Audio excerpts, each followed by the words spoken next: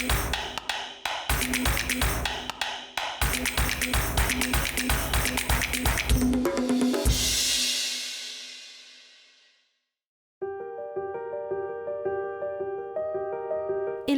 kien fil-qalba ta' ħidmet Dunkarm, mhux biss fil-kitba tal-poeżiji, imma wkoll fil-kompilazzjoni ta' dizzjonarju. F'din ir-rokna nitkixfu aktar dwar id-dizzjonarju ta' Dunkarm, li għalkemm mhux magħruf daqs dizzjonarji oħra, jibqa' ġawra oħra fil-kuruna tal-lessikografija ta' Malta. Id-dizzjonarju Ingliż u Malti aħna nafuh bħala d-dizzjonarju ta' Dunkarm. Beda ħireġ f'faxxikli ta' 16-il paġna bejn l-1935 u l-1955. Biżmien dawn inġabru f'kotba li l-ewwel wieħed ħareġ fl-1947 kull 4 snin u mbagħad, allura fil-51 u fil-55. Huwa minnu li aħna ngħidulu u hekk fil-fatt id-dizzjonarju ta' Dunkarm, però hemm storja sħiħa ta' kif dan ix-xogħol hekk kbir spiċċa waqa' f'ħoġor il-poeta nazzjonali. Imma qabel xejn, għaliex inħass il-bżonn ta' dizzjonarju ġdid? Għaliex minn wara l-miġġa tal-Ingliżi, l-Ingliż beda dieħel fid-dizzjonarji, ibda minn nofs is-seklu 19, għandek id-dizzjonarju ta' Falzon, ta' Zoppardi, ta' Salvatore Mamo, ta' mbagħad hemm oħrajn aktar relattivament riċenti, għandek ta' Busuttil, ta' Magro, id-dizzjonarju mhux komplut, jiġifieri dizzjonarji li jagħtu attenzjoni lill-Ingliż kien hemm.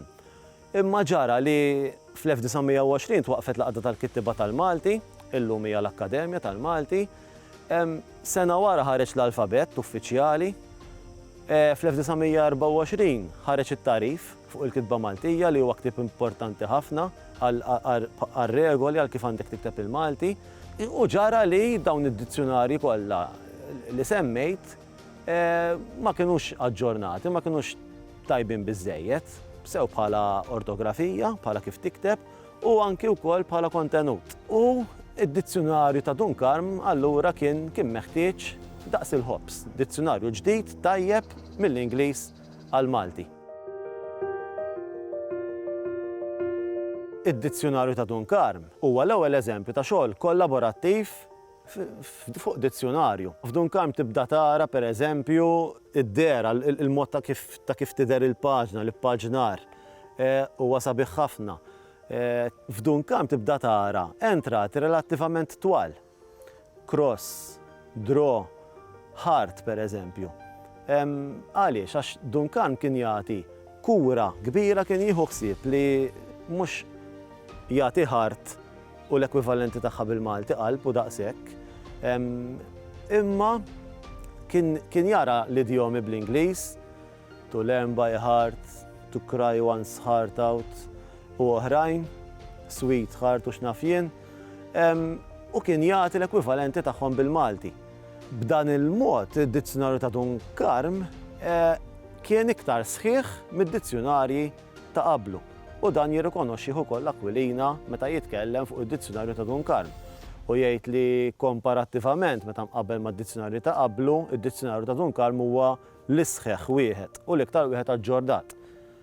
Aquilina jgħid ukoll imma li Dunkarm għalkemm inkluda kliem li kien fuq fomm il-poplu anke jekk kien misluf li ħadnih minn lingwi oħra, jgħid li ħalla kelmiet oħra tekniċi li jintużaw fl-oqsma tal-arti, fl-oqsma tax-xjenza u l-bqija ħallihom barra. U Dunkarm jirreferi għal din il-ħaġa fil-kentejn li jikteb qabel id-dizzjonarju jgħid tisma' jgħid jiena daħħalt kliem bżonn jus anke jekk issellifnih imma huwa bżonn jus li Malta ma jistax jgħaddi minn ajru, naf ajruplan, shelter, sport, imma mbagħad ħallejt oħrajn barra. Raġuni li jagħti hija li il-Maltin għandhom kliem ieħor jistgħu jużaw minflok dan il-kliem u jużawh b'mod irresponsabbli għax għażżenin. Kliem bħal il-linkja, il-lendja u oħrajn. Għandek użita kbira x'kien iħalli barra li kieku qed idomm id-dizzjonarju llum.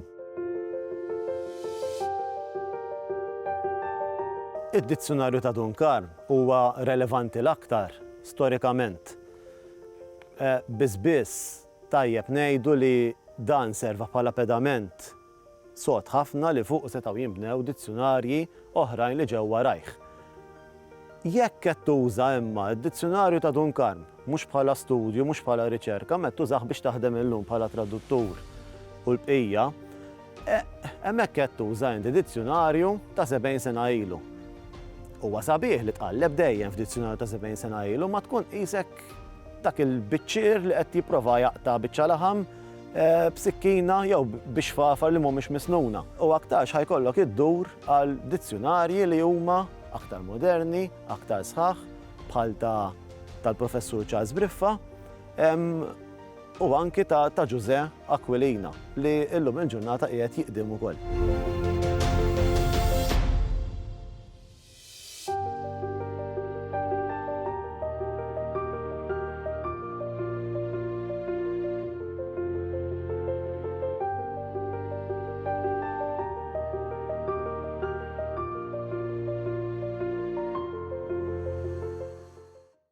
Il-Sinna jixtieq jirringrazzja lill-Aġenzija Nazzjonali tal-Litterizmu, lill-Ministeru għall-Edukazzjoni u x-Xogħol, lill-Kunsill Nazzjonali tal-Ilsien Malti u lid-Dipartiment tal-Malti fil-Fakultà tal-Arti l-Università.